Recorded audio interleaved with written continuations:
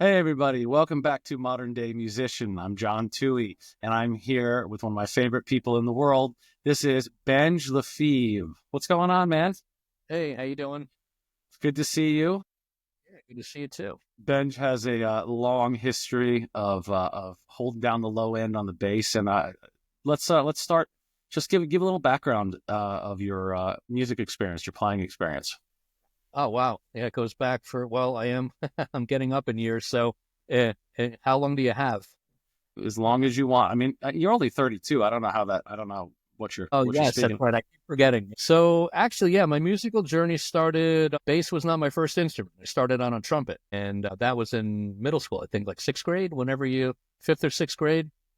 And although even before then, I remember being on the bus to school, and every time we would pass by a music store, and it had guitars in the window and instruments and everything. And I must have known, when it was coming up because my face would be plastered to the window of the bus. And I remember they had a white Les Paul Custom in the window, and just the Les Pauls, just Mm, you just gravitate towards that. mhm. It was just so cool looking. I would just look at that stuff, and so this is before I even played music. It's like I think I knew at that point. I'm like, all right, I got to get into music somehow. The object held some sort of like Yeah, just talismanic.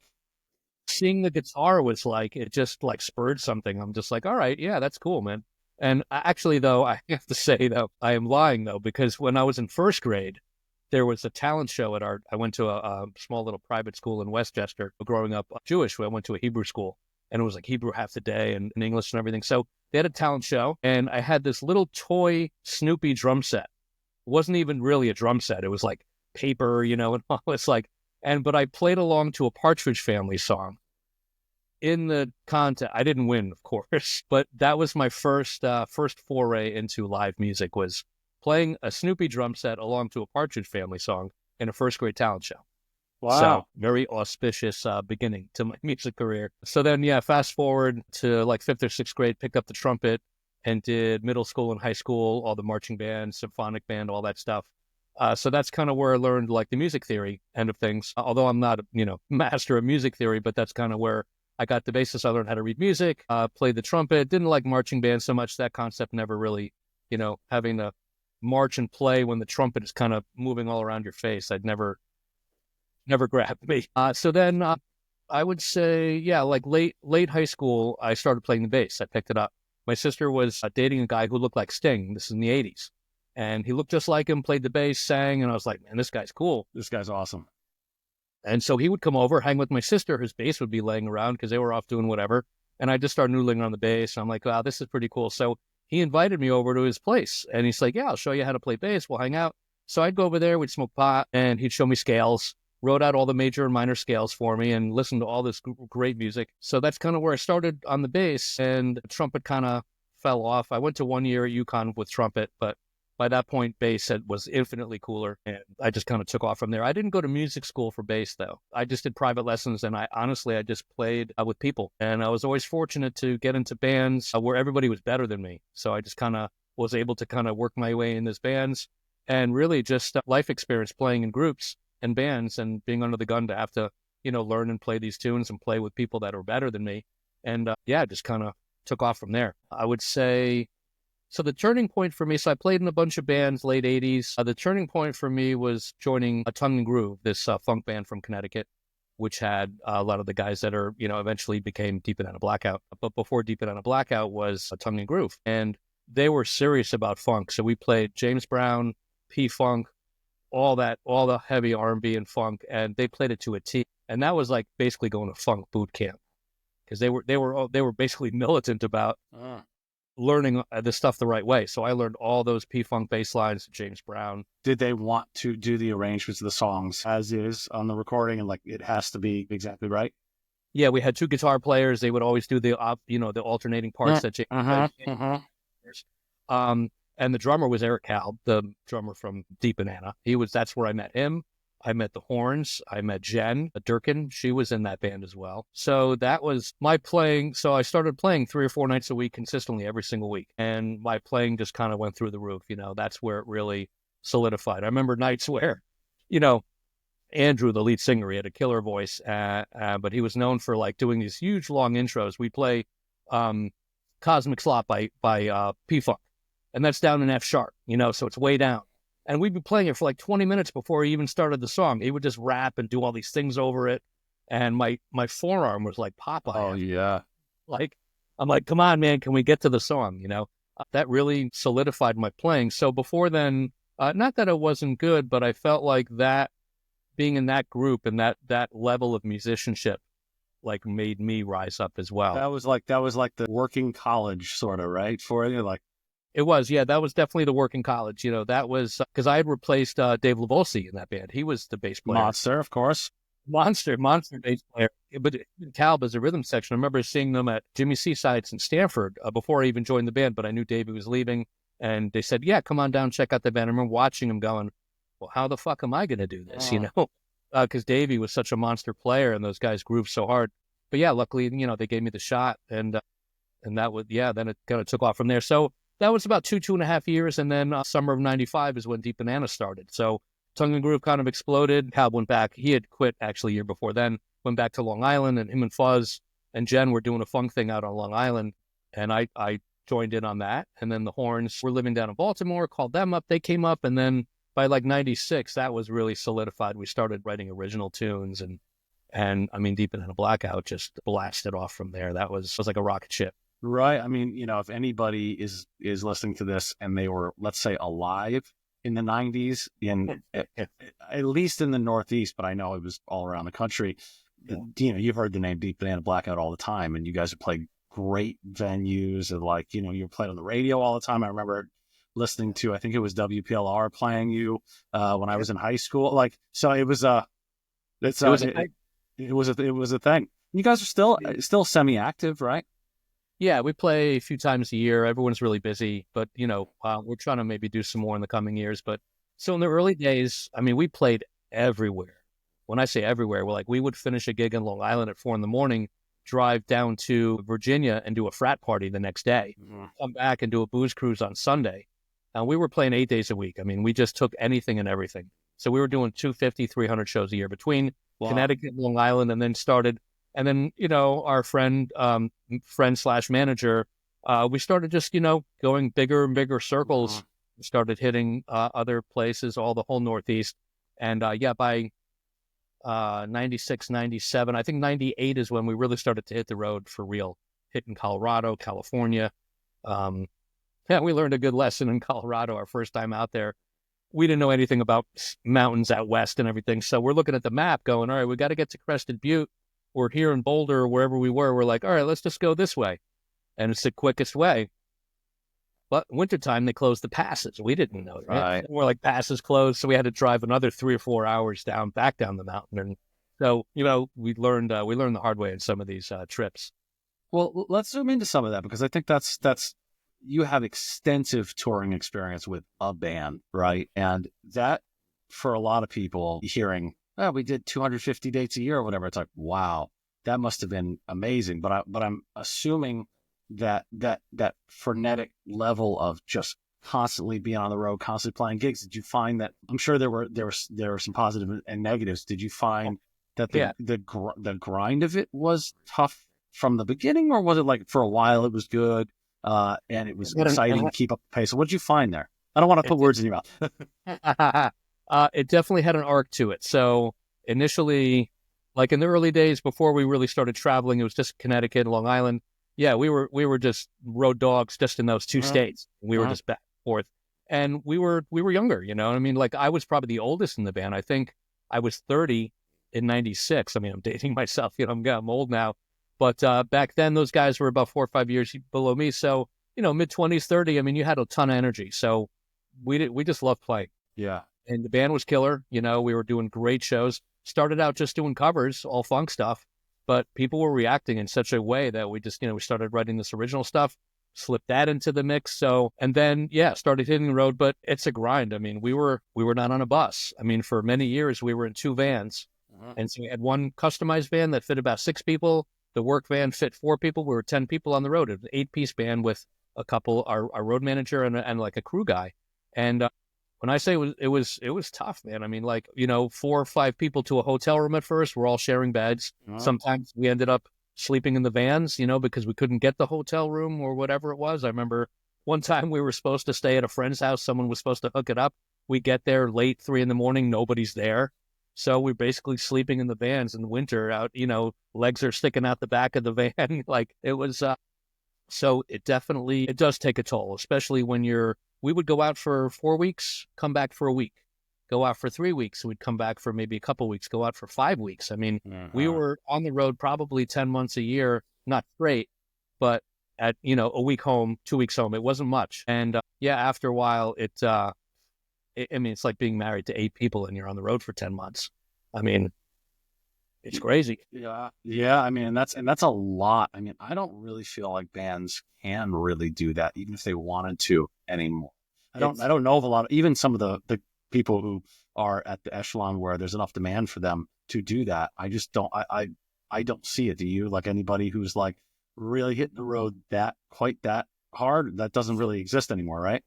No, I mean, on the jam band scene, you probably still have bands that go out, but it may not be to the extent that we did it. I mean, we were fortunate to come up in that scene at a time where touring was viable, Right. Things weren't that expensive, Right. The hotel rooms were okay, reasonable enough. Gas was reasonable enough. And we made enough money. So what we would do is we would make a killing back home, playing at the wetlands or wherever we were. We'd play 3-night stints. We did Irving Plaza, 3 nights. And, you make a chunk of money. And we were all kind of salaried, not a lot of money, but everyone was paid whether we were on the road or not. So you'd bank that extra, right? And then distribute it as it went. Yeah, we'd make all this good money at home, but then it would all get spent out on the road. So if you're going out to play out in Chicago, you'd hit a couple of spots on the way, but then you play Chicago. Your first times through some of these areas, maybe you didn't do as well. So you maybe lost money, made it up at home. After a while, once we got to, like, I'd say 1999 or so, we were making enough money around the country where it was working. We weren't getting rich, but that's all we were doing. And we were able to make, like I said, everyone was salaried. It wasn't a lot of money, but it was enough for everybody. Like, I wouldn't do that now because, I got to make more money now. Things are a lot more expensive. Yeah. You're older, you have other things in life you're doing. Yeah. But when you're younger and a hungry band, everyone's willing to make that sacrifice to do it. But to do it now, obviously things are a lot more expensive now. To have 2 vans and a 10-piece band out once a year. We did a couple of bus tours, and, the buses, that's a lot more money. It's at that time, it was like easily just $5,000 a week just for the bus. You got to pay the bus driver. He gets a hotel room. We need hotel rooms to shower and stuff. So it's you got to be pulling in bank to do that on a regular basis. So yes, some of the probably more successful bands out on the jam band scene are probably still doing it. That got to a level where you could do it, but they're probably not touring as hard. I think a lot of people were touring really hard back then. It seems to be that was the sort of the philosophy of the day, right? At that time, it was like if you can get on the road and people are paying you to be someplace, you're going to go, and you do it until you drop, essentially. Right? Yeah, which happened. I mean, so but we waited. We were smart about it. We had a good manager, and we like, for instance, playing in New York, we waited until there was more of a demand for us instead of just going there and playing for 30 people. So the first time we went down and played, we were a couple hundred people. So, and we did that with all the other areas. Before we went to Colorado, even though we really wanted to go out there, we waited until there was enough demand, to play like some of these great places like the Fox Theater or Boulder, and out in I think it was the Ogden, I think in Denver, bigger place, and then the ski places. So, and then, eventually getting out to California, playing there in New Orleans, I remember we did one tour with Government Mule. It was their first time, I think, going through the Southwest. So for both of us, it was kind of new. And we were playing theaters, but wasn't highly attended. But then obviously they blew up. That was back when Alan Woody was in the band, the bass player, before he passed away. Oh, wow. Yeah, this is back then. Okay. And then they took off. So yeah, it was fun to actually come up in that time and play with people like Robert Randolph before he was really big. Galactic. I remember when they came up, we did a double bill in Boston before a lot of people really knew a lot about them up here. So it was fun. I mean, there was definitely, like, the rise was very exciting.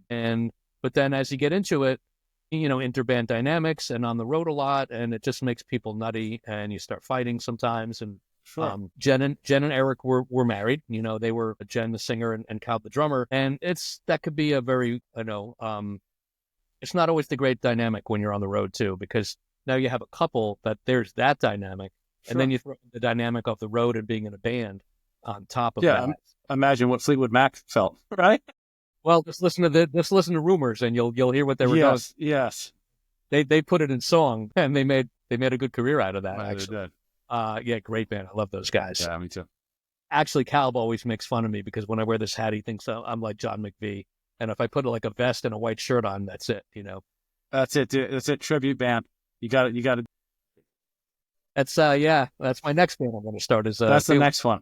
The one of man, he's such a great bass player. I mean, such simplicity in the bass lines, but they're perfect for the song. I mean, that might be a good segue into, like bass players that I like, and in terms of I would. Yeah, tell me who are you got a top 5? That's always tough. That's too hard, right?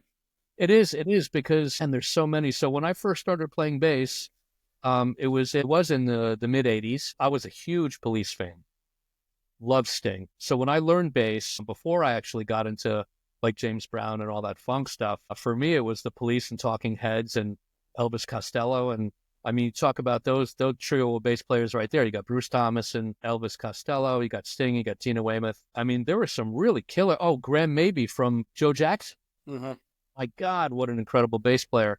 And so all very different. But for me, I really took to heart like Sting and Tina and the guy and Bruce Thomas from Elvis. Like all the bass lines were perfect for the song. You wouldn't change a note, like with Sting, because he's singing, everything was fairly simple, but extremely melodic, extremely supportive. And again, you wouldn't change a note of what he was doing because it was simplicity at its best in a song. And that's kind of how I approach my bass playing. I was going to say that obviously comes through in the way that you play, because you're not like, look at me, I'm going to shred 50 million. You want everything to feel good and lay in the pocket and be with the drummer. And that ethos is, to me, very obvious in the times we've played together or when I've seen you play with other bands and things too.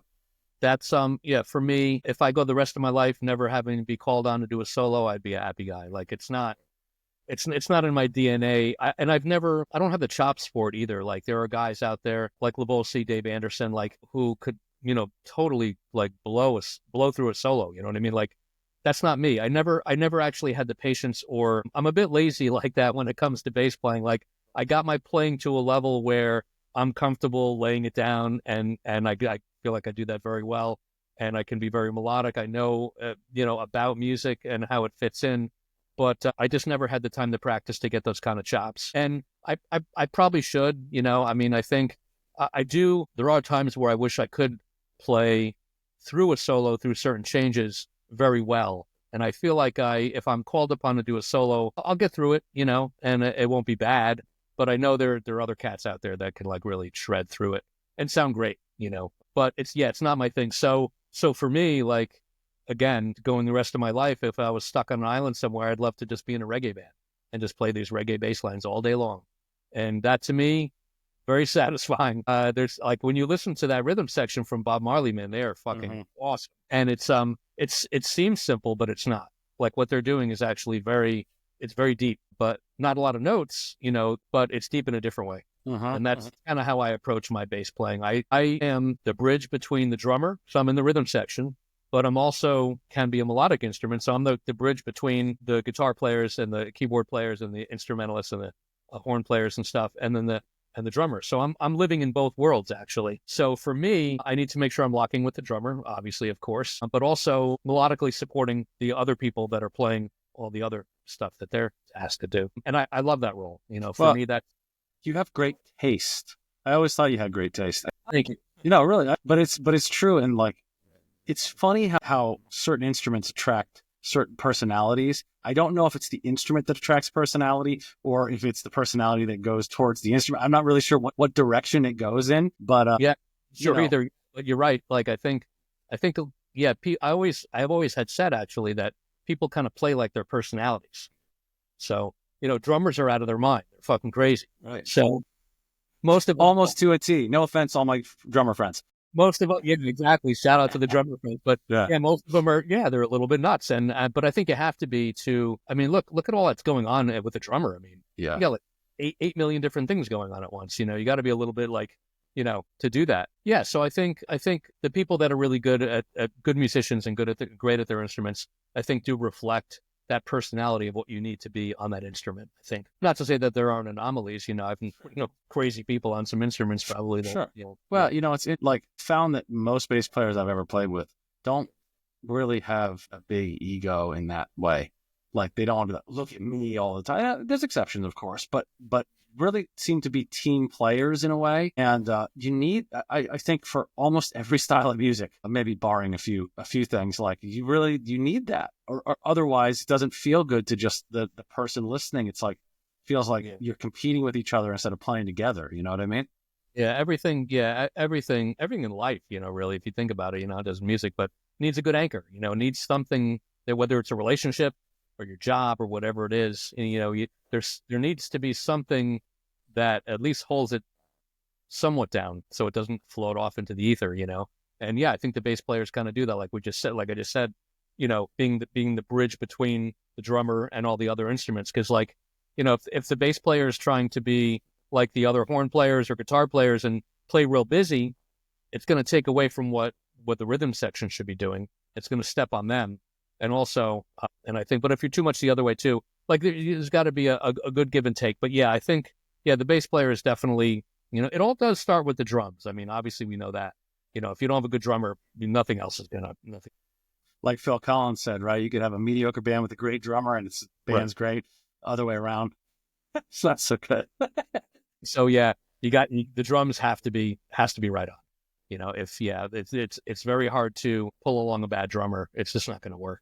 And that's, talking about like, pet peeves, well, I don't know if we were talking about pet peeves, I'll bring it up. But yeah, I think on any instrument, if you're in a band situation, unless you're known for being a soloist, like you look at someone like, say, like Victor Wooten, he is a virtuoso, right? So is Jock. Like these guys, they're highlighted, in their groups. Whereas other groups, bass player's not really going to be that guy. Lost my train of thought. What was I talking about? Yeah, you said pet peeves. So yeah, overplaying. I think for me that's I think for a lot of people, that's a big thing, which is why I don't do it. And my motto now is, everyone knows the bass player Lee Sklar, right? The guy, the big mountain man beard. Yeah. My motto at every gig is, what would Lee do? Because he is the king of playing exactly the perfect thing in every situation. Yeah. Tasteful. He's a great musician, lays it down. He's a motherfucker bass player. And so I always think that, like, what would Lee do? Like, if I'm going to go do something, is it going to be good for the music, or am I satisfying a need to play a lick or something like that? And usually, you err on this. I err on the side of, just laying it down, not stepping out too much. Although, I think sometimes I probably overcritical of myself, where I probably could step out a little bit more and it wouldn't be considered overplaying, since I don't do that a lot. But I'm always kind of being a little cautious. Err on the side of caution. Err on the side of caution. But yeah, we've all played in situations where people are just playing way too much, and it just takes away. It's ego feeding, I think. And, well, we guitar players are known to perhaps overindulge. In many names, We're not going to mention one of our best friends in this conversation. Right. I promise I will not mention his name. Yeah, that's funny. No, I'm just kidding. But and it's true. I mean, but I also find, if we're talking about, a lot of this podcast is talking about, what it is to actually be a musician nowadays, right now, not 40 years ago, not in the 70s. It's awesome to the formative years that we had, but to try to do it now, it behooves you to be marketable in a bunch of different ways, right? In terms of just the business side of things. And if you're a bass player, I mean, other than on Instagram, maybe, people will hire you. I mean, you could speak to this because you've worked with a lot of different groups. They hire you not for the flash. They hire you because it feels good when you play, right? And you're in it for the music. But what else so you keep the Lee Sklar thing in mind? Is there anything else that you're sort of, you keep as a philosophy as you're doing these different types of projects, as different type of music that you do? We'll talk about some of those too. Yeah, for sure. I guess, there's different scenarios or different situations. Like right now, shameless plug, I'm in a new band called the Moonrise Cartel. Moonrise Cartel, yeah. Yeah. Awesome band. Yeah. So Al Pasquarelli and Steph Harrison. Steph is in the cover band I'm in, and they started this acoustic duo about 3 years ago called the Moonrise Cartel. And Al writes all the songs. They sing together. They both beautiful voices. They blend well together, and they added a keyboard player who plays electric harp, and they were doing a trio thing. And then I think it was last year, I said to Steph, I say, hey, well, I love your music. If you ever want a bass player, let me know. And I wasn't necessarily looking to be in a band, but and then it kind of evolved. Now we have Steve Toby on drums. Now it's a 5-piece band. And so that is a much different situation than me being hired as a sideman, because now that's a band, so there's different dynamics with that. But as a sideman being hired, it's much more like the player. Because like you said, you could be a monster player, but if you can't hang with people, if you're a dick, or you're arrogant or whatever, or you don't get along with people, you're not going to get hired, no matter how good you play. So, and this is something Lee Sklar talked about, he'll give talks at Berkeley or wherever he goes to. And, he says half of it is just being able to hang out with the person. So, if I'm like I just did some gigs with the ETA this year, and I just got more for the coming year. I only did 2 with them last year. That was like the trial, and they liked it, so I just got 3 more. And part of it is because I think everyone just liked me on the gig, just me as my personality, being able to hang. You're sitting there, you're going to be spending 5-6 hours with the band, especially if you don't know them. You're going to sitting there eating dinner, you're going to be playing the music. And my thing is, I try to make everybody laugh. I'm trying to inject fun into the situation, because sometimes it can be a bit sterile if you're doing a pickup gig and they don't know you and you're just a sideman. Some people are jaded. Some people are just kind of they're there, but they can't wait for the gig to be over. But so I try to just be fun. I try to just, inject some humor in situations, or just to be an all around nice person. So I'm not there to fuck things up. I'm there to just play my best, and part of that too is I have my shit together. Like when I show up to the gig, I know all the songs. I'm not I didn't hear that one, or I make sure I have all my charts if I need charts, So I do my homework and then some. I'll obsess about it to the point I spend way too many hours, even on a gig where it's $100 gig, Yep. I don't want to be that guy that shows up and is the guy that they remember wow, he was pretty good, but he fucked up all these songs, or he didn't know the songs that we sent him. Right. Well, you definitely, anything we ever played together, you absolutely have always known the songs really, really well. And I know that you go and you do over prepare so that you can deliver. And is that part of that, just so you can be comfortable and calm on the gig? You're just I know this, I know how to do so you can be in the moment more. Is that part of it? There's definitely different levels to that. So part of it is just my OCD nature, or just I don't want to. If I mess up, I'm more hard on myself than anybody else would be. If I'm at a gig and I fuck up, and it happens. It's not like no one's perfect. I'll go to the gig, and if I've learned 20 songs for a gig, you can't stuff them all in your head. You're gonna have moments where you and I always again make a joke out of it. I point it out. I'm like, oh, sorry about all those, and everyone's usually like, that we barely noticed. So I'm more hard on myself than anything. So there's that. But yes, the more prepared you are, the more you're able to actually perform the music than having your head buried in a chart. So if I'm doing a cover song gig, cover band gig, I'll try to memorize all the tunes. So that way I don't have my head buried in a chart to play a 3-chord song. You know what I mean? But then I'm doing something coming up. I'm playing in a Taylor Swift tribute thing called Eras.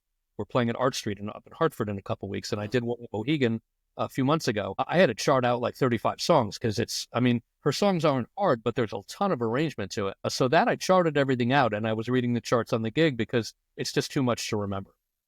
How do you feel? There's been some talk lately on the internet about, it's weird. It almost reminds me of sort of like the old school jazz guys from the 40s and the 50s who were they had very strong opinions that you shouldn't be reading music on the bandstand. Other people were like, you should be. You seem to, are you in the, if absolutely necessary, I'm doing it. But other than that, I'm gonna try to memorize everything. Or I try it. What's your philosophy? Yeah, I'm not really hard on any one way to do it. So for me, I just look at it per situation. So with Fake ID, I've been playing in Fake ID now for 6-7 years. I know all this. I don't need to, even new ones. Just, I think it's like that muscle memory. So I think I've gotten so good at learning pop songs. I could just listen to it in my car most of the time if I can get the relative key, if I figure out where it is, I know most of what the song is going on. So I've gotten that to a point where that's easy. I can just pick that stuff up. If I'm doing standards, like if it's a wedding, I'll definitely have to have charts out because I don't play that stuff that often. So Frank Sinatra tunes, whatever it is.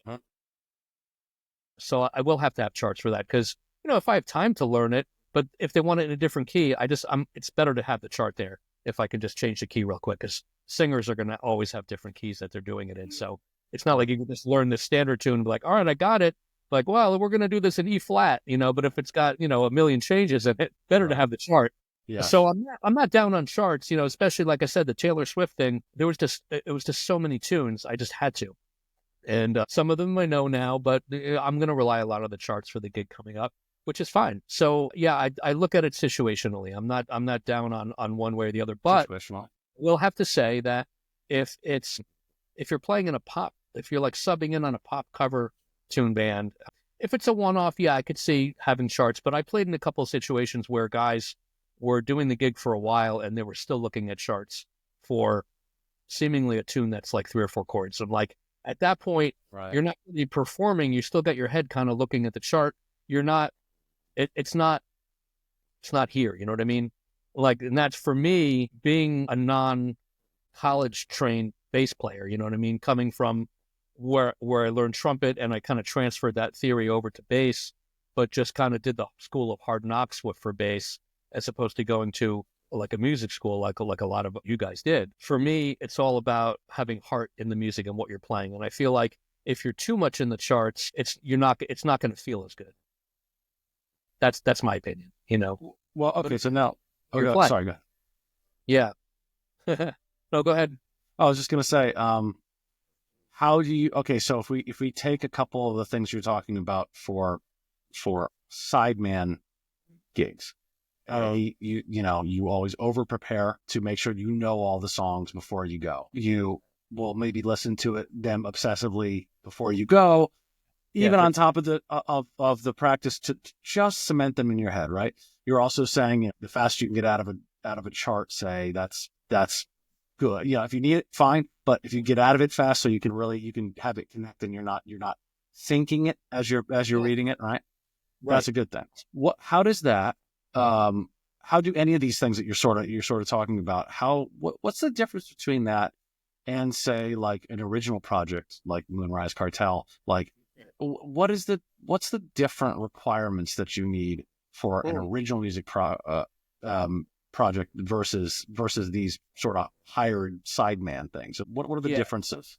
Whole different dynamic, because so for me, I always wanted to play in bands. I didn't so when I switched over to bass, I didn't do it because I wanted to be a working musician. I guess probably that's why I didn't go to college for it, because usually if you set out to be a working musician, sideman or whatever it is, you want to know, like you got to be able to read, even sight read on the spot. I know there are guys that can just do that at the drop of a hat, like Mike Nuno. I mean, he can just Dave Anderson, these guys. So that's a whole skill set. And so if you're going to be a sideman, that's one thing. I didn't set out to do that really. I wanted to be a rock star, I mean, I wanted to be in a band that toured around the world and, I got all the girls and you're traveling, you get the whole rock star lifestyle, So if you're going for that, you're not really thinking about a sideman kind of thing. You're not thinking about charts. You're not thinking about any of that stuff. When you're in a band, it's like a family, And for me, I needed that because, not getting into it, but, growing up, wasn't the best thing. So for me, getting into a band was having a family, and so you have each other's back, you're doing gigs, you're doing, when you're playing original music, so you're not really looking at charts, right? You're writing this stuff. And actually, when I first joined Moonrise, I actually did have charts just because I was doing so much music. I wanted to make sure I knew the tunes. And after a while, I'm like, I'm relying on these charts too much. And then I just basically spent a weekend playing the songs with my headphones, sitting on the couch with my bass, and I learned them all. So I know them all. So now I can actually interact with the drummer, have my head on the chart. If he's doing something, if I got my head on the chart, I'm not noticing half of the shit he's doing on the drums or some of the other players. I'm not interacting with them as much. I'm worried about what's on the paper and making sure I'm hitting those notes and not missing the next section. But when you free yourself from that, and especially in an original band, that's where like the originality, everything can really flourish. And that can also transfer over to Sideman stuff. But, there's like, who's that drummer? Kenny Aronoff. He charts everything because he works. I read his book. He is insane. Like every single gig he takes, he charts everything out because he's so busy. He doesn't have time to really learn all that stuff, but he's a master of making it seem like he knows those tunes cold. You know what I mean? Like he's reading a lot of it, studio stuff. But yeah, in an original situation, it's just a whole different thing. So what's required? Let's say it's not a reading thing. Like, so what do you? So let's even take Moonrise as an example. What is something that you think is valuable that you want to bring to an original project versus the Sideman thing? Is it a creativity thing or what? Like, what's your take on that? Yeah. So a band that gets along for the most part. I mean, like most of them end up fighting and breaking up after 5 or 10 years. That's a band, man. That's a band. Some stay together for a long time. I mean, look, Stones are still together, but they achieved obviously a level of success where they could separate for months at a time when they need to kind of decompress. But when you're initially getting into a band, it's fun. It's different from like a Sideman gig. It's actually probably more about the hang than it is the music. Maybe initially, like when you get into an original band, you're there because you like the guys in the band, and you're hanging out and you're maybe partying or you're doing stuff. And so rehearsal could be an all-day thing where, at least when in the younger days, I know you'd hang out, you'd order food. You're not doing that in a hired gun situation. Right. Hired gun, you're going out, you're doing that gig, and that's it. And you're going back home and you're making your money. A band thing is it's like I said, it's like a family. Relationships.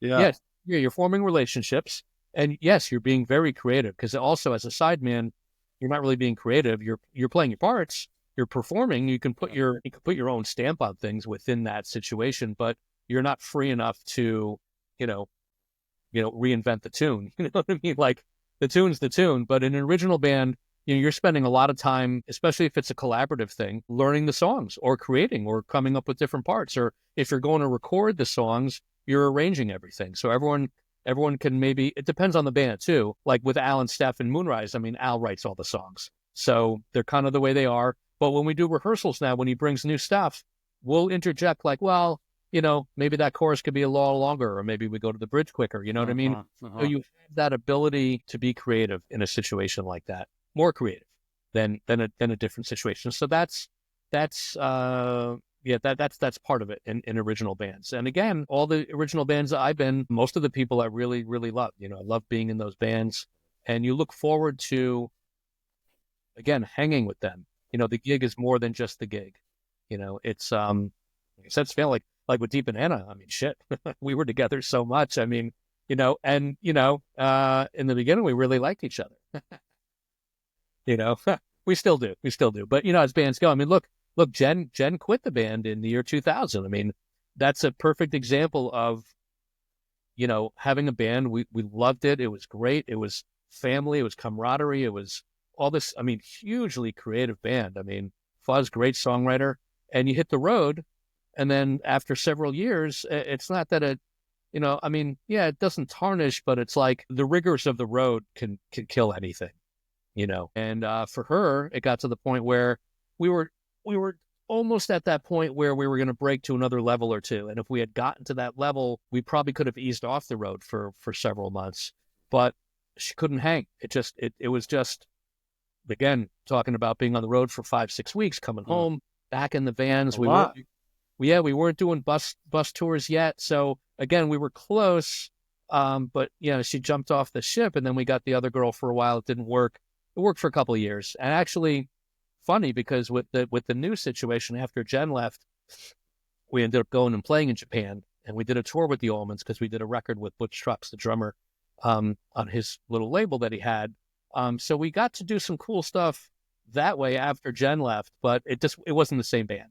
So then after that kind of fell apart back in like 2003, we started doing all the reunion shows, and here we are 22 years later. We're actually in our 30th anniversary year. Wow. Do a bunch of shows. Yeah, it's crazy. So I think we're going to do some like 30th anniversary shows this year. Fantastic.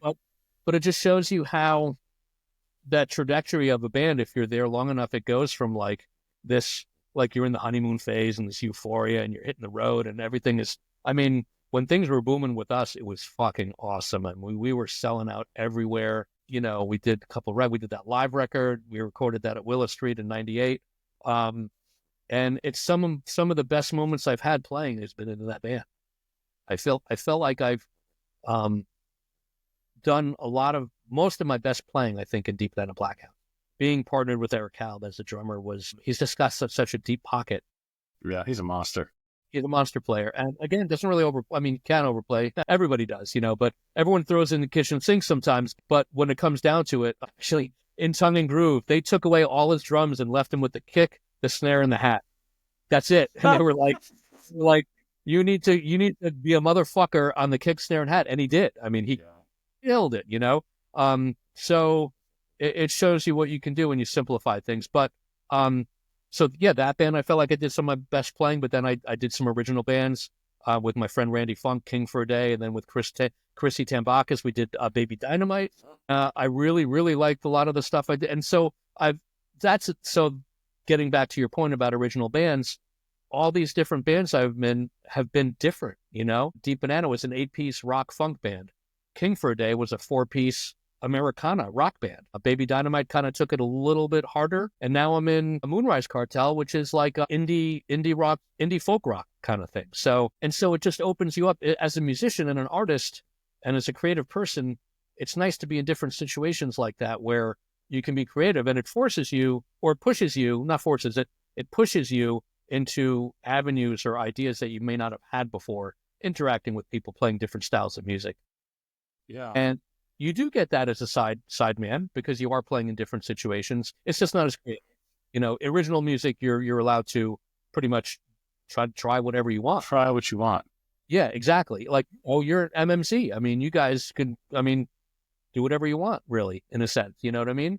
And so yeah, it's just different sides of the music business and different angles you can go at it. Well, it's funny. A lot of that really resonates with me, and because I was always a band guy. It's always what I wanted to do, is be in a band. I was talking to I think it was Steve Gregory on one his episode. Yeah, I think it was Steve, and he was like, I was like, I never wanted to play covers, much to my detriment. Actually, when I first started, I was always writing with original bands since I was in middle school, high school. That's what I liked. I never even thought about doing a cover band. I didn't even want to play covers. And then it sort of just happened. It happened to me, and I actually realized that I was like, oh man, I should have been doing some of this too. Because it's like you said, I found it to be a different mindset. It works on different muscles, you know, different sides of your musicality. And they can, as you had sort of said as a throwaway line, which is like, it actually could, you know, interact with each other, in depending on the type of skills that you're learning. So I definitely feel all that.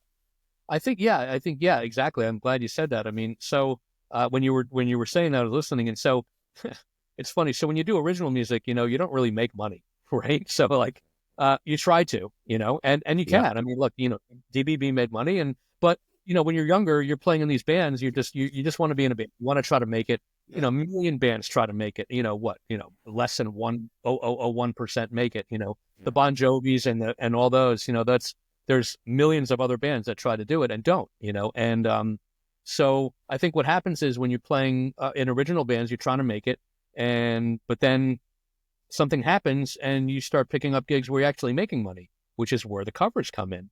Yes. Or wedding bands, you know, band. And that's where the money is, privates. We get a lot of privates with Fake ID and with ETA now. Really good money. And it blows away what you can make as a cover band playing at bars. I mean, everyone's still making $100 a man. You know, it's 1970s gig money. You know, it comes up a bit, but the privates. So it is hard because, you know, there's that age-old phrase, why don't you get a real job? You know, the parents are like, yeah, my kid's hacking away in the garage. He's got a garage band. They're never going to make any money. And 99% of the time, they're probably right, you know, but they're having fun and they're being creative, and there's nothing wrong with that. So it really depends on what you want to do as a musician. You know, if you want to make a living as a musician, then the sideman thing is going to probably make you, you know, you'll be able to make more of a living doing that. But if you want to just be a creative person and don't care whether you're making money or not, yeah, original bands are great. And you can, you know, if it happens to hit, like we were fortunate with Deep Banana. It hit and we were making money. It could have very easily not, and, like the band King for a Day I was in, I love that music. The singer and guitar player, really creative person, but it didn't go where it needed to go, and didn't make any money.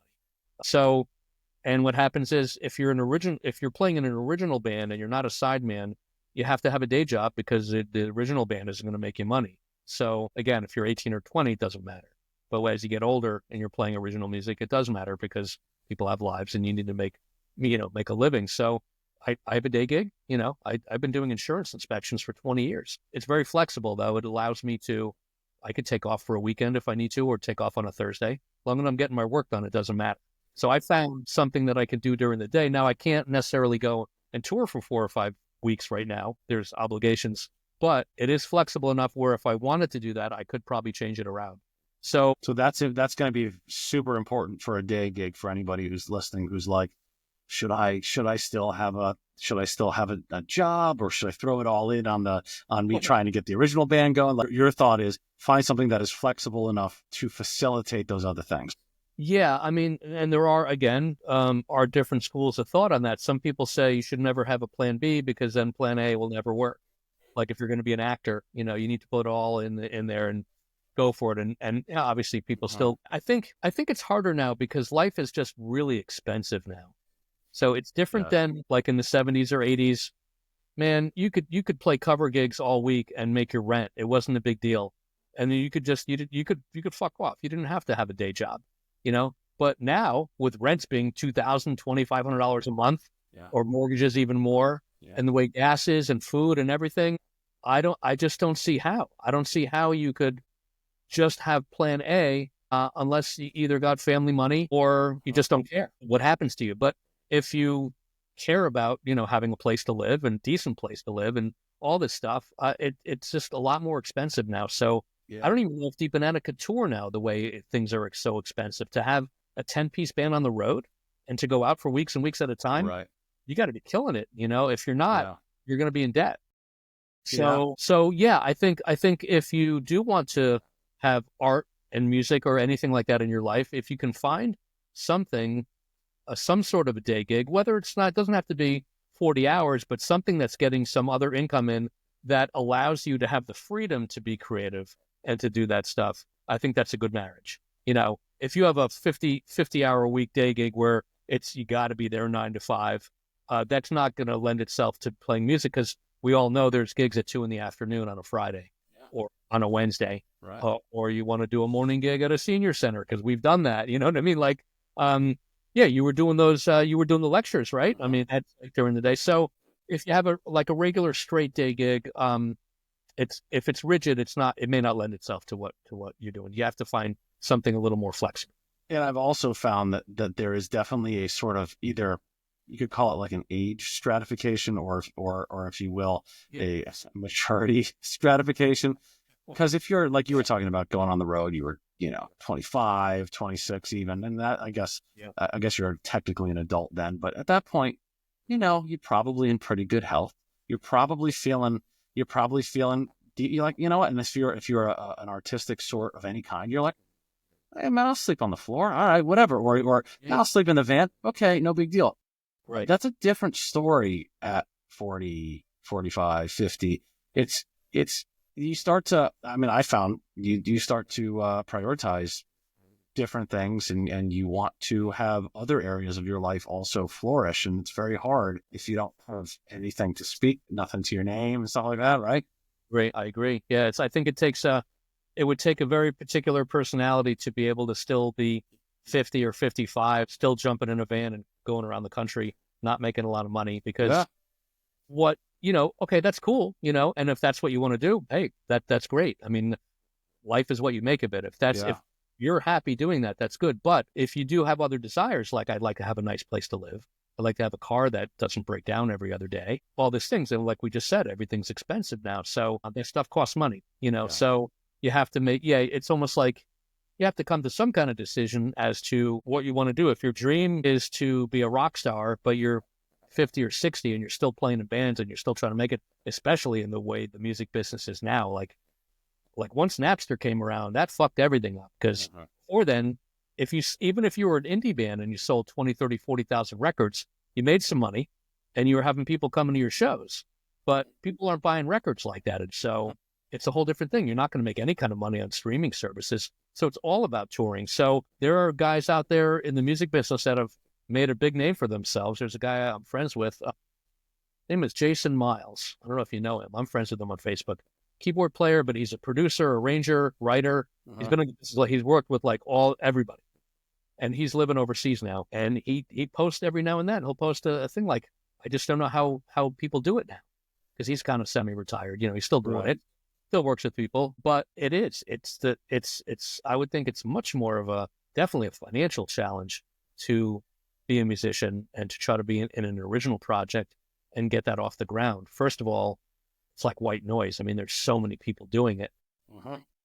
And again, sure, like Moonrise, we're doing well. I mean, like Hal, we've put out a couple of things out on Spotify. It's got a lot of streams and people are finding out about us. There was a radio station in England, heard us, I think on Spotify, found out about us, spinning our tune over there. We have I guess a bunch of people in Sweden that love us, That's so awesome.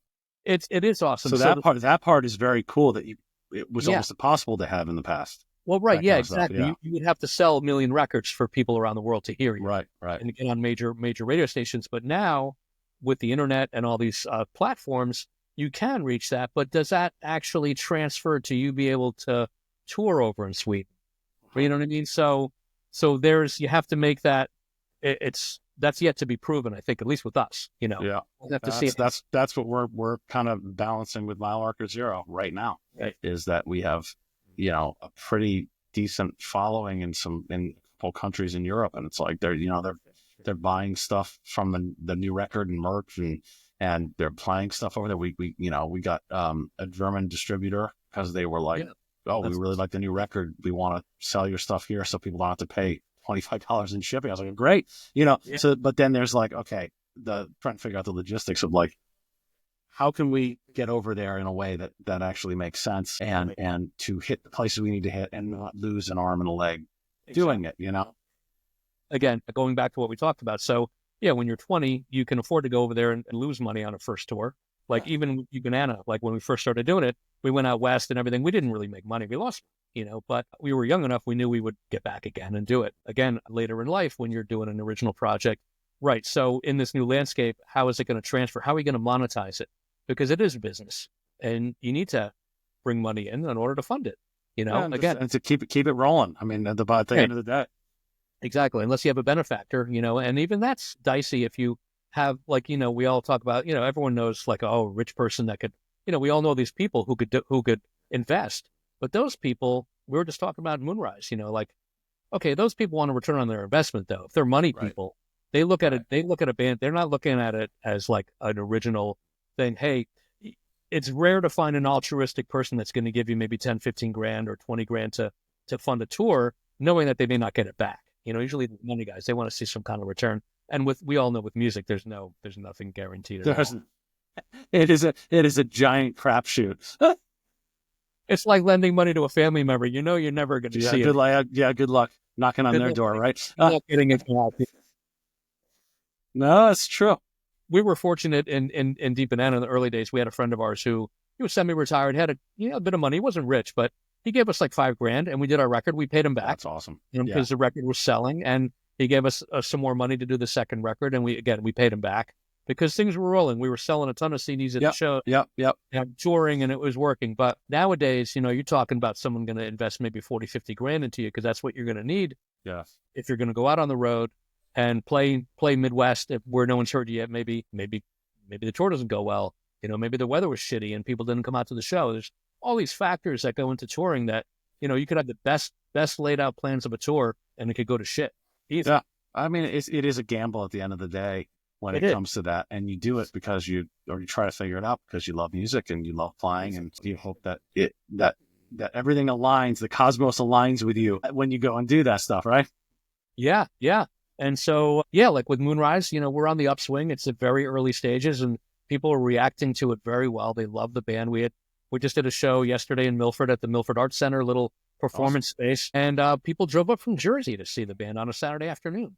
Brought their whole family. So and they're buying merch. And so we're hoping it takes off. We're going to put our best into it. Everyone's into it. So, here I am in another original endeavor at this stage of my game. But it's, for me, I just love music. So if I can play in an original project, I hope it goes somewhere. I hope it goes to the moon. That would be awesome. And if not, I'm happy to be a part of something I can be creative in and, put bass lines in. So, but but you're right. Talking about music and touring and everything, it does take a toll. We were talking about mental health, that plays a huge, huge factor in whether people can continue to do this or not. Yeah, let's talk about that. Before we do, I just want to mention to everyone who's still with us in this conversation that I will put all the bands and everything that Benj is talking about in the show notes if you want to go check out Moonrise Cartel, Deep Banana Blackout, all the other projects, and Benj will send me a list of things that I will put in there. But yeah, so there's two topics left that I think would be really fun to touch. Okay. Let's take the one that's the more serious one first for a couple minutes, and the mental health aspect. And then we'll talk about your bass obsession, because I think that's always a fun thing. And maybe you can send me some pictures of some of your basses that you're talking about. We could. I will. Yeah, we'll. We'll talk about the bass obsession last. That's good. Well, it's funny because right now I have my laptop just to get it higher off the ground. I have it on top of Geddy Lee's big book of bass. It's nice. Like 250 of his nicest bass guitars in the book, and I was just reading it before I signed on. You and him relate on that level with the number of basses. Well, no, he's no, I know. He got me beat by about 1,000 guitars, but anyway, yeah. So yeah, the mental health. I mean, that's So I shared a story out on Facebook. So about 6 years ago, I had life-threatening mental and physical breakdown. I was going nonstop. So going back to the years of Deep Banana, I was always working. I always had a day job, and it always funded my original stuff. Because again, talking about money, I was a responsible person. So if I was irresponsible, I probably wouldn't have been working. I probably would have been sleeping on someone's couch. But I always had an apartment and always had like insurance. So there's two sides to me. There's the creative side, but then there's the very like go by the book kind of guy. Like I always was like, practical. Do the right thing. Do the right thing. Yeah. Person. So for years, I would just go and go. I would work during the day. I'd play gigs at night. I'd get very little sleep. Doing it for decades. Actually, in the band in Deep Banana, they had a joke that my car was called the Rolling Crypt, because I'd be driving home from gigs at like 3 or 4 in the morning after working all day, and they'd drive up next to me, and I'd basically be almost sleeping in the car, like very dangerous, but fortunately nothing ever bad happened. But it was a running joke, So then, fast forward to being married, and I have my stepson, and he was in college. And so we were, working our butts off to pay for school. And I was working probably 50, 60 hours a week with the day gig, doing 5, 6 gigs a week, taking every gig. So keep money coming in, drinking caffeine every night, getting like 2, 3, 4 hours of sleep at best. And I was doing that for a long time, and it was a horrible combination. And I don't do well with caffeine anyway. It's not good for my system. I get very jittery. And so I just my head just exploded. I remember coming home from a gig and I was just shaking. I had a breakdown. I literally was having panic attacks 24/7, no sleep for days on end. I became psychotic. I mean, the thought of like stepping in front of a bus did not scare me, or jumping off a building. It was really crazy because with mental health, when you have anxiety, heavy anxiety or depression, it's not something you can just brush off. Like it's like a physical thing, like you break your arm, okay, you're in a cast, and 6 weeks later you'll be out of the cast, or you take a medication for a cold. Mental health it's sneaky. I call it a sneaky bitch, and it'll sneak up on you and fucking hit you in the head, with a hammer and put you down. And it put me down. I subbed out of all my gigs. I couldn't work. I was a mess. And wife was very afraid for me. I'd go on these long, crazy walks, and she'd follow me in the car to make sure I didn't hurt myself. So I got on medication, went to therapy, but one of the most significant things, and I'm back, I came back from that, went through a lot of therapy, and it was a running theme. I had anxiety my whole life, whether family stuff, growing up and all that stuff, and carried it through into adulthood, never really went to therapy and dealt with it.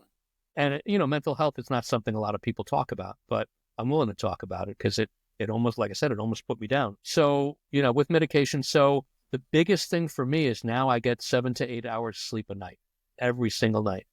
And so once I was able to regulate my sleep, and actually I take medication to sleep because I wasn't organically falling asleep.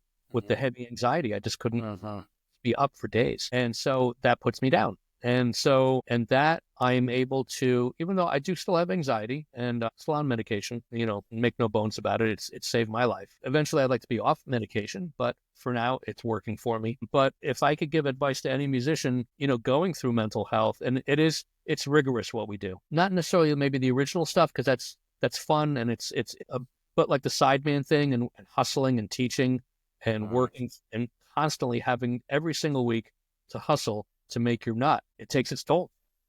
And if you don't take care of the mental health, if you don't pay attention to it, I wasn't paying attention to it. It snuck up. I was having panic attacks on gigs. Like I'd be on stage wanting to just get the fuck out of there, but I couldn't because I was playing. You know what I mean? So I was starting to drink, starting to have a drink or two to come down, take a Xanax. And so then you run down that road of addiction, possibly, to placate it, and you're not really dealing with the issue. The issue is that you're not getting enough sleep, or you're not paying attention to taking the time. Maybe you don't take that gig on a Wednesday night that you're going to get home at 1 a.m, and you got to maybe get up for work the next day. And that's what I was doing. I was just constantly, and you can't get your health back. You can always get money. You can always try to make money somehow. But if your health is fucked up, I'm not saying it's too late, but it can be sometimes. You can have a heart attack and die. I mean, if you're pushing yourself too much. I was lucky I didn't die, but I'm back. But sleep is key. If you're not getting a proper amount of sleep every night, everything gets fucked up. Everything gets totally out of whack. Dude, I've heard that from so many people, many musicians who, they're just like, well, I have to grind, so I'm going to grind. And you have that cycle that you don't sleep well, you compensate with caffeine and other things. And then it hypes you up too much, and maybe your anxiety gets stoked because of that. And so then you have a drink or two to calm down, and it becomes this cycle, right? Yeah. And then it only lasts so long. Yeah, you said grinding is right. Like, and so if you don't pay attention enough, or, to that one extra gig that maybe you shouldn't have done, and I get it. I mean, like we said before, life's expensive. So if you need to work, you need to work. And some people aren't, most of us are not in the position where you can't just like, oh, I'm not going to work for a week. But, there are ways you can do it where maybe I mean, look, I always thought old people took naps, but you got to at least take the time when you can to rest up, even if it's maybe a half hour in the afternoon. If you're working a day gig and you have a gig that night, try not to schedule too much stuff in between and try to get home, and maybe you rest for half hour just to even reset your brain to what's coming up that night. If you can get a quick 15, 20 minutes in, that's going to help you out. But so what I used to do, I would gig to very late. And then because of my day gig doing inspections, me being responsible, I'd get up very early because I had all this stuff to type. And granted, we were slammed at the time. When I had my breakdown, we didn't have enough people working for the company. So I was just getting dumped on with work. So it was like the perfect storm of what happened to me. So in a sense, I wouldn't say it was completely unavoidable, but it would have been tough to pull back at that point. So it happened, but now I have a much different outlook on it now. If reports don't get typed up, they don't get typed up. I'll do them the next day. Right. I have a much different outlook on it now. And same thing with music. Like if I need to learn tunes and I don't get to them, I'll get to them the next day, and I try not to give a fuck as much. It may sound fucked up, but like you kind of almost have to like care, not care to the point where you're like shirking your duties, and showing up unprepared. But there's a way to massage it so that way you can like not give a fuck about certain things, and that can relax you to a certain extent. And then you do care about the things that you knew. I think it's more about time management, and that I wasn't doing management. And it really think it's also a personality thing where if you are, like you said, ultra responsible and you want to be as prepared as possible and everything, that seems to be like a personality trait, right? Or something like that. But then if you start to pile all the stuff on top of that, and you're going above and beyond in everything all the time, that's impossible. You have to draw a line somewhere, I guess, right? Yeah, and I wasn't doing that. So I was just pushing myself because that's what I do. For me, I'm very hard on myself. Anything short of blessed and perfect is not good. And I'll get down on myself, especially like, if I'm in a gig, and I'll focus on the one or two little mistakes I made rather than, maybe the great bass line I played. All the good stuff. All the good stuff, and I'm getting better at it, but I'm just... That only works to a point though, don't you think like it's actually a great impetus because it gets you to make sure you're showing up in the correct way and all that stuff. But pushed too far, I have this same problem. Yeah. So I relate to that part. And it's like, but pushed too far, it becomes really unhealthy. It's a fun. It's a fine line. You want some of that to kind of get your juice flowing, but you don't want so much that, I mean, to beat yourself up over mistakes that are in the grand scheme inconsequential. Right. It's like, why did I do that to myself? Speaking for me, it's like, why would I do that? Like, there was also 10 things that were awesome. Why am I not focusing on the awesome? I know. You know, I think most artists are like that. You know, I think we're tortured. You know what I mean? Like, we're our own worst enemy. And, you know, my wife always says that to me, and she's the same way. You know, like, we're just, you know, and yes, and, you know, being in therapy, you know, which I am, dealing with all this stuff, I call myself Mr. 100%. So it's either 100% or it's like shit. You know what I mean? So, and I'm working on, you know, look, I mean, life's hard enough, you know, to be that hard on ourselves, you know, to beat ourselves up for because something didn't go perfectly. yes. Life's not perfect. And I realize that, you know, life gets really shitty. It got shitty for me 6 years. It's messy. Life is messy. It's always going to be like that. And, so I am learning. I think comes with age though, too. You know, I'm 58. I mean, I'll be 59 in June. And, you know, as I get older, I do care less about some things that you don't really need to care about. I think, you know, it's like that old guy, get off my lawn, you know, whatever, like, or the guy that just like backs out of his driveway because he's 80 and he doesn't care if he hits anybody because he's earned that right because he's 80 and he just doesn't give a shit anymore, you know? So there is some of that. There is some good to that. If you can embrace it in a good way and say, all right, yeah, I'm not going to care so much today. I'll work it out tomorrow, you know, instead of like staying up till 4 a.m. because you think, you know, you got to get all this shit done when you don't really need to. It's kind of like having enough trust and faith in yourself in a way too, to go, okay, true. I'm going to get to it. I'll get it. I have some time tomorrow. You know what? Yeah. I never show up unprepared. This is not I'm not going to go show up unprepared, but but right now I need to go rest or whatever it is. Right. That's a good point. I think I never thought of it like that, like having enough faith in yourself or having enough, I think that goes back to, you know, self-esteem, you know, all that stuff. Self-esteem. Like I suffer from very low self-esteem. There's I think probably a lot of musicians do. And so that's why probably we're hard on ourselves. But you're right. Like you have to have enough faith in yourself to say, you know what, I have some time tomorrow. I'll figure out the rest of this tune. And you know what, honestly, if I don't, I don't. Like at the end of the day, you know, you can show up to a gig and be like, you know what, guys, I did that actually recently on a gig I did a couple weeks ago. They wanted to do a bunch of tunes and a band I haven't played with in a while. I learned most of them. And there was just a couple. There was like a Steely Dan tune. I just wasn't going to get to it. Kid Charlemagne. A lot of change. Yeah. It's a dance one.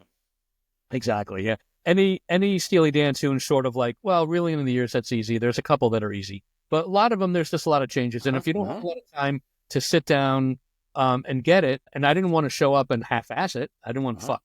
I just told them, I said, you know what, I can't do it. And I used to really obsess about that back in the day and make myself nuts and try to, you know, and now I'm just like, I just tell them, I'm like, especially if it's a Sideman thing where I don't play with them a lot, I don't make myself crazy anymore. 99 times out of 100, they'll go, oh, okay. We just won't do that. Like, you know? Yeah. There was enough on the extra list that I knew, you know, that we. Yeah. Most of the time, man, people actually do. At least I found in my life. Maybe I'm just very lucky to play almost all the time with people who are really good people, which is a luxury because I know that not everyone has that. But most of the time, they're on your side.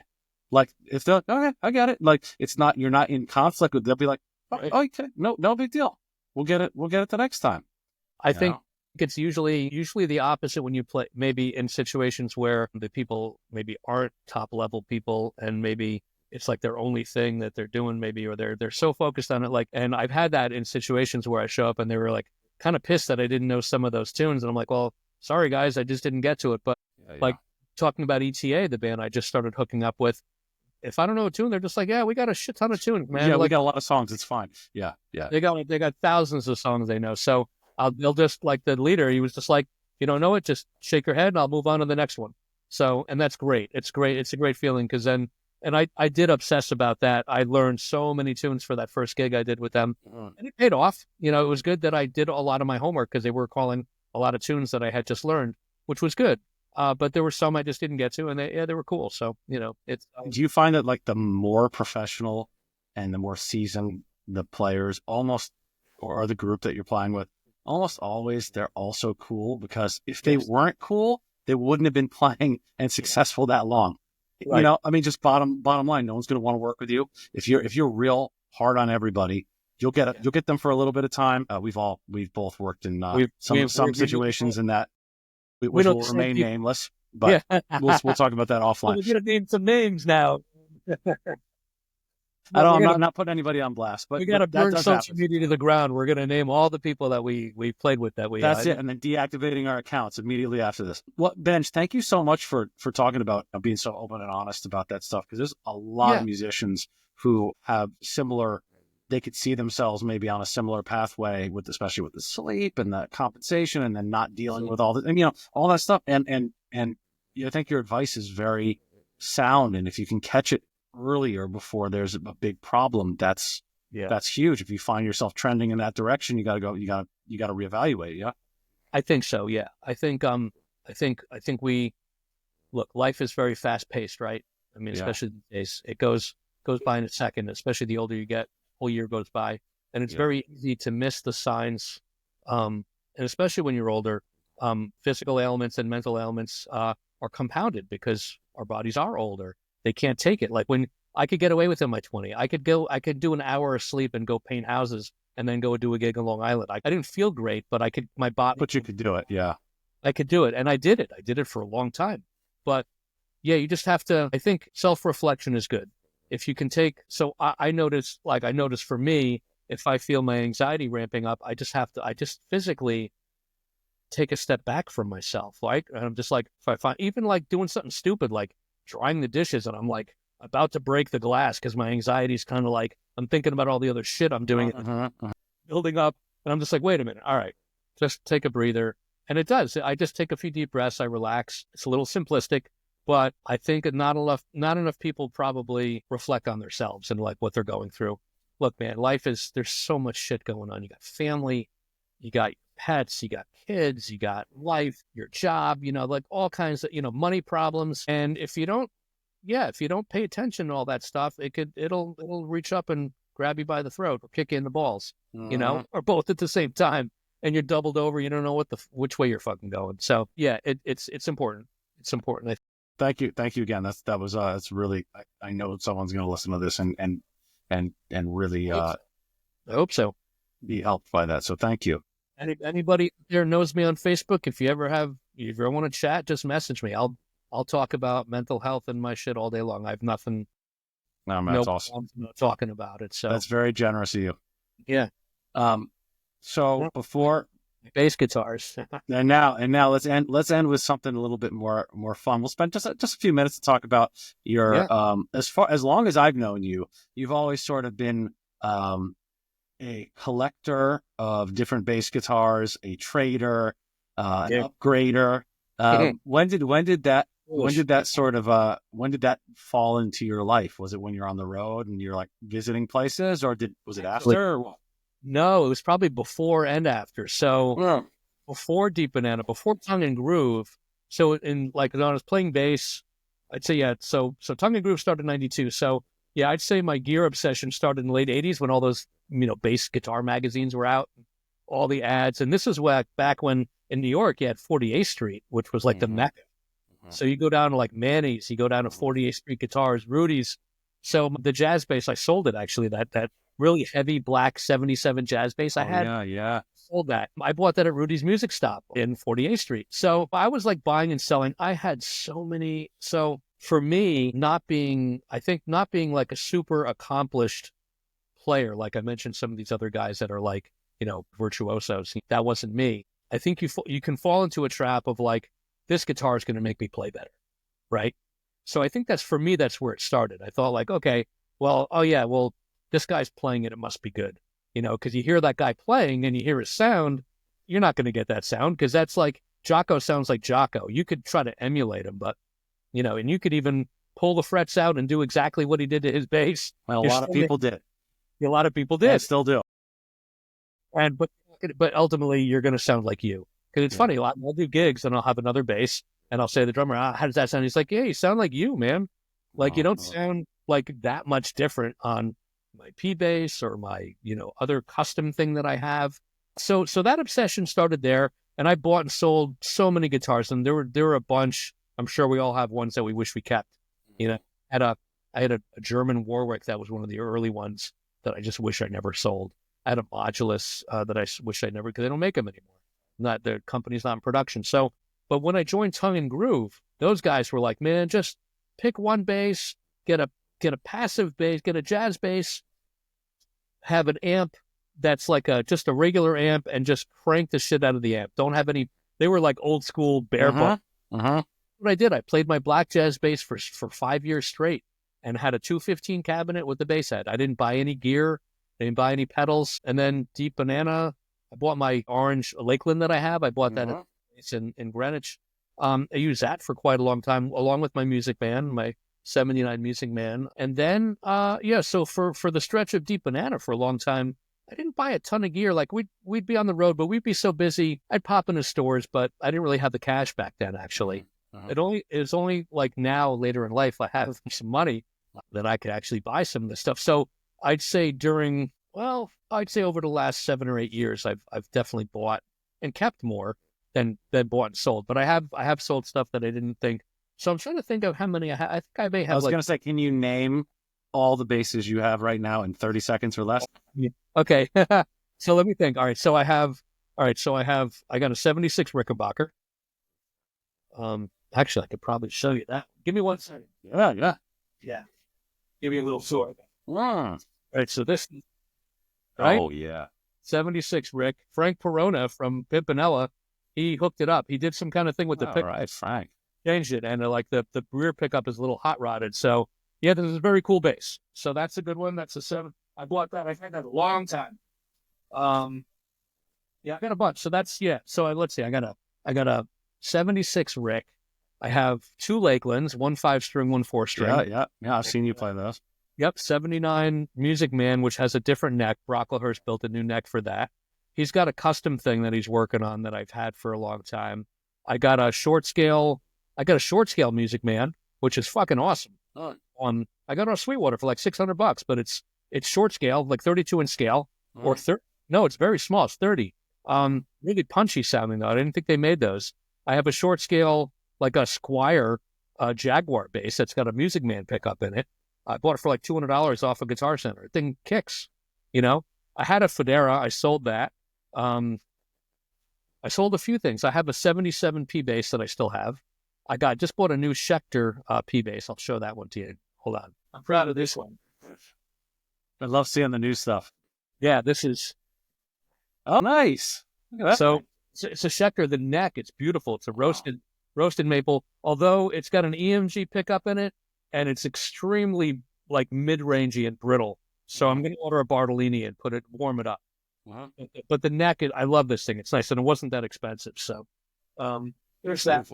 But I do have a Dingwall 4-string that's got the fan frets. I found that in 2024. That thing is awesome.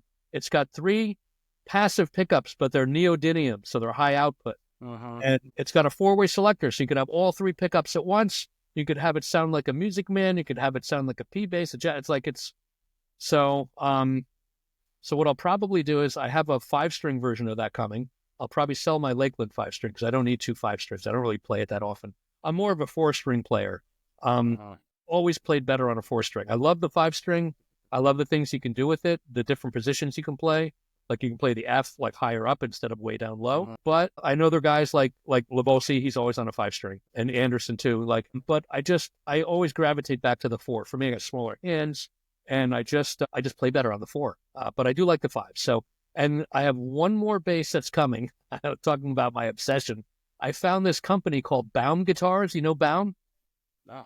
They're out of Denmark, right? BAUM. Okay. They're a small company. They're starting to make their stuff overseas like most companies do.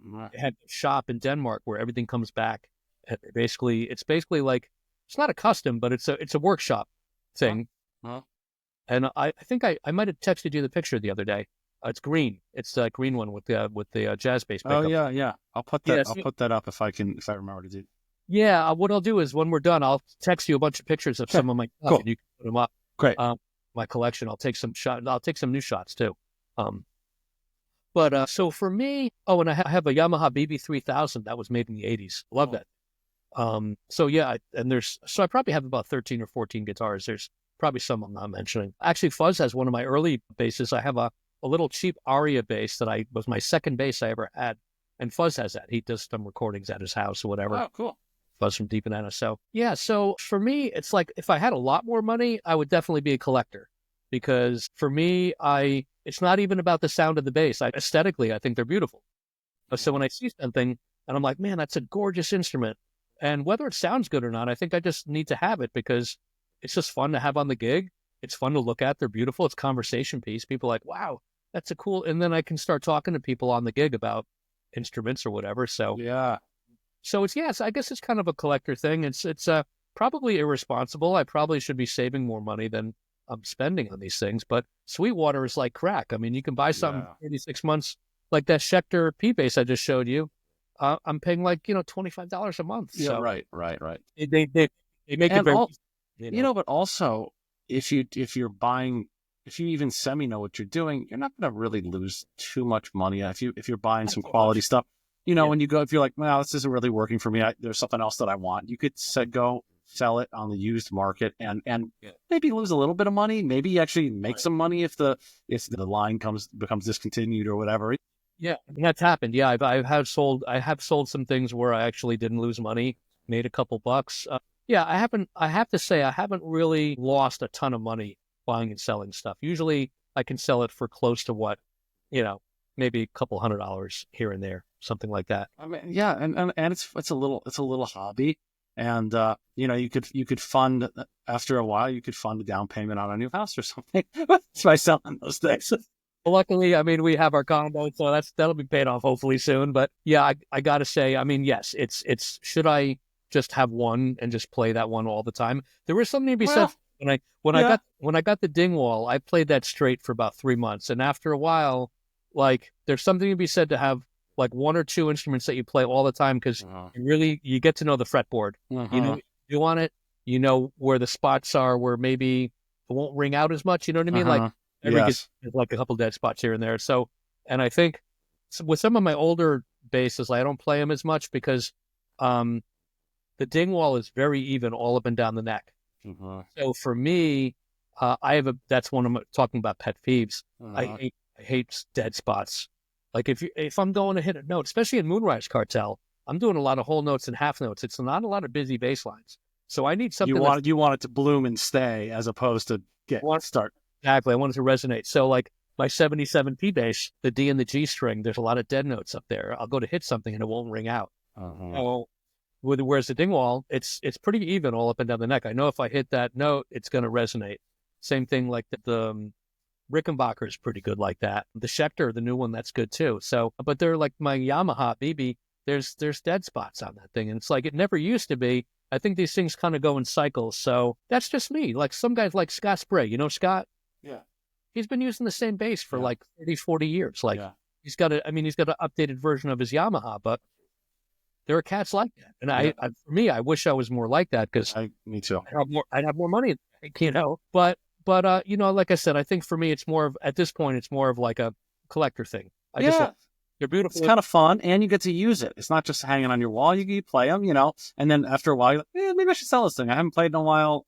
I played on a gig. There was a dead spot. I might, and in with the new. I kind of look at it like someone else can get the use out of it if I'm not using it anymore. And if it's not something that's sentimental to me, like I'll never sell the Rickenbacker. I'll never sell my 77. There's definitely ones I won't sell. But if the new 5-string Dingwall is good, and I like that, I'll sell the other Lakeland 5-string. I'll get most of my money back from that thing. So right.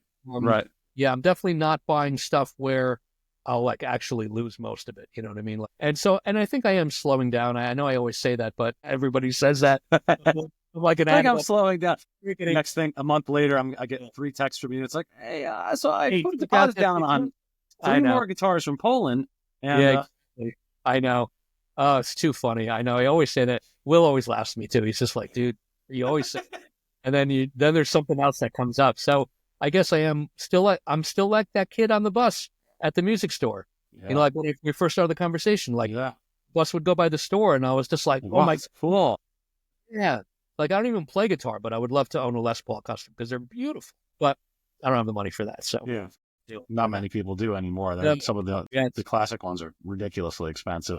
God, yeah, it's crazy. And I don't know about you, but I know that like some of these companies, the quality has gone down. Like, I mean, it depends what you get. Like, so I do miss having like a local music store around where I could go and play for like a few hours, and he would have these used guitars. He'd have this, like going down to 48th Street and going to Manny's. He had everything under the sun there. You could spend an afternoon and find the actual one that really resonated with you. Now you're kind of relegated to either Sweetwater Guitar Center. You have Brian's up in Cheshire, right? Yeah, shout out Brian Giampetro. Brian's guitars, amazing. But there's not too many. There's not too many places where you can go. And Guitar Center doesn't really have the stock of anything I would probably buy right now. Sweetwater has a little bit more, at least online. Like if I go into Guitar Center now, it's more guitars than it is. They do have basses, but probably not the stuff that I'm looking for. So you got to go to some of these boutique places like Bang or Dingwall now at this point. But the Dingwall, I got to say, for a production bass where they source the woods, it's made overseas, it goes back to their shop to fine tune it. I got to say, for a production bass, it wasn't that expensive. It was like $2,000, and it's like almost perfect. Like the workmanship is great. Wow, that's awesome. And you do take a chance when you do that because a lot of these things, if they're made overseas, it can be a little schlocky. I had an Eastwood, that airline matte bass thing, that white thing that I had. Had problems all up and down the neck. It was a really cool looking bass. I got rid of it because it just had these dead spots that were just inherent in the neck, and I couldn't get rid of them. And as cool as it looked, I'm just like, all right, I got to sell it, because so you do run the risk sometimes with these companies where it's made overseas. If they don't have good oversight on it, it's not gonna come out. So I think I'm fine tuning how I find out these companies like this Baum company is very, very good quality from all the people that are reviewing it and everything. So you kind of have to be a little smarter about where you're buying some of these things if you're online. And it is very helpful if you know someone who owns one of the things you're looking at, and they could be like, how did you find it when it came from the factory or when it came from the shop? Was it all right? Has it presented any problems to you? And that is very helpful. Although I will say there's been a lot of manufacturers, at least for 6-string electric guitars and 7 and 8 string, who out of Indonesia and places where in the past, and China in the past, where this quality was not usually, you never knew it was a crapshoot. They're getting, from what I've seen, quite good at a lot of building, and their manufacturing process is really getting quite good. And some of them are excellent. I know I have some friends who play Indonesian guitars like as their sort of their mainstay, and they love them. Quality's great. I think a lot of these companies, like I think Dingwall, it's either made in Indonesia or maybe it's in Korea. I'm not sure where. But same thing with Baum. I think they're starting to have so I think these companies that are known for quality, like Dingwall is a custom company, so is Baum in Denmark, but they are researching and finding the right partner country and company to have that stuff manufactured. That has trained people and really good equipment, and It doesn't. And some of the bigger companies who will remain nameless, they can get lazy sometimes, and they've been around for a long time, and it's like, and the quality control slips maybe, or they they have to make cost more effective, so they cheap out on the hardware or whatever. And it's like, you can understand on one hand, but on the other hand, it's like, I'm not buying that. Yeah, like to name some companies like either Fender or Gibson, these are big companies. So if they're going to have stuff overseas, it's not coming back to a small shop to get worked on. But like I mentioned, Baum, and I go on their website and they tell their story. It's a very small shop, and right now they're overwhelmed because they actually have a lot of orders, but they're taking their time and having everything come back to the shop and making sure they're actually going over everything with the fine-tooth comb to make sure something of quality, because they are a small shop and their name means everything to them right now. Whereas, Fender, Gibson, these guys, they're huge companies. So they're not going to have the same oversight and same thing with Dingwall. Even if they wanted to, sometimes it's just their volume is so high, Probably not feasible to have that. And look, wood will move. And if you get It does. Yeah. some wood from one place versus another. Maybe there's more, there's Yeah. more moisture in it, and it gets shipped, and you never know. Yeah, exactly. Yeah, and and again, going back to the point where you kind of sound like you sound on most of these guitars. So yeah, I probably should practice more instead of buying other guitars.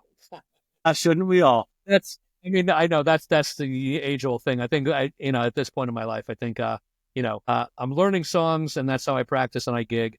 I don't know, and I've never had, like I said before, also, I've never had that really, as hard as I am on myself, I've never had a really strong work ethic to practice like 8, 9, 10 hours a day. I never did. It is. And even in my younger days, like I just didn't have the patience. I think whatever anxiety, whatever was going on, or ADD, or whatever you want to call it, I just, honestly, I just wanted to get out there and play and do gigs. I didn't want to sit in my room and practice for 8, 9, 10 hours. I just wanted to go gig. So like I said, I mean, you should have seen my thumb in the 80s. I was a slap master. Like I had all those courses. I practiced the shit out of slapping, and I was really good at it.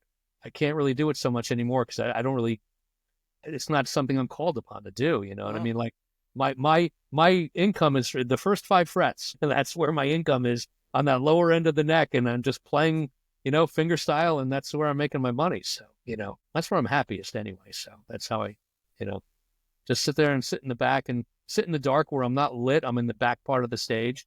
They were like, "You were on stage." I had people go, "Are you in the band?" I'm like, "Yeah, I'm in the back, man." Yeah, I'm the one where the lights are like to the side of me, and in front of me. Yeah, exactly. Yeah. This was really fun. Thank you so much for doing this. Wow, we Tell talked a long time. That's all good. Tell the Yeah. people where they should look for you. Okay. Well, aside from here, Deep Banana Blackout, we play, a few times a year. I do have a cover band that I play with all the time called Fake ID. We're in Fairfield County, Connecticut. We play a lot of bars. We do privates as well, but that's where you'll see me. Stephanie's the singer in that band, Scott Williams, and Tommy Naj, and he's one of the main drummers, Joe Izzo. That's the cover band. And then obviously Moonrise Cartel is the band I'm proud of at the moment. The original group, we are called the Moonrise Cartel. So we're out on all the socials. I don't know all the things, but if you do a Spotify search, the Moonrise Cartel will come up, and we've got a couple of singles out there now. Great music. It really, if you like, it sounds like nothing else. I mean, it's indie folk rock, but Al writes these really great, intense songs, and it's a lot of personal introspection in his lyrics. And the songs build. They start out kind of, I wouldn't say they don't meander, but they're slow, but they just build in intensity every single song. So go check out the Moonrise Cartel. I think you'll be very happy. It's a really good up and coming band. I'm very proud to be in it. That's awesome. And everyone, I will put all that stuff in the show notes once Benj sends me all the links. It will be in the show notes, so check out all his stuff. And thank you so much for hanging on Modern Day Musician. Yeah. And hopefully I can come back again. Yes. And we'll talk about the next set of basses that you will acquire between now and then. Give me a few months. I'll probably have about 5 more, and then we'll chat about. I'll send you pictures so you can send some of the pictures up on these when you post the link on this for this thing. Sounds good, man. All right, talk to you soon. Peace.